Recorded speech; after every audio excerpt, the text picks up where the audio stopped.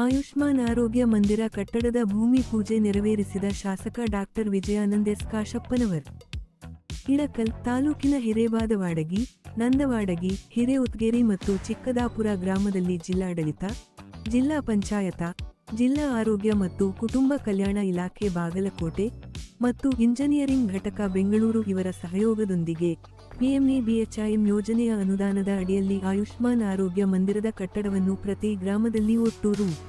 65 ಲಕ್ಷಗಳ ಭಾರೀ ಅನುದಾನದ ಅಡಿಯಲ್ಲಿ ಆಯುಷ್ಮಾನ್ ಆರೋಗ್ಯ ಮಂದಿರ ಭೂಮಿ ಪೂಜೆಯನ್ನು ಕರ್ನಾಟಕ ವೀರಶೈವ ಲಿಂಗಾಯತ ಅಭಿವೃದ್ಧಿ ನಿಗಮದ ಅಧ್ಯಕ್ಷರು ಹಾಗೂ ಹುನಗುಂದ ಮತಕ್ಷೇತ್ರದ ಜನಪ್ರಿಯ ಶಾಸಕ ಡಾಕ್ಟರ್ ವಿಜಯಾನಂದ ಎಸ್ ಕಾಶಪ್ಪನವರ್ ನೆರವೇರಿಸಿದರು.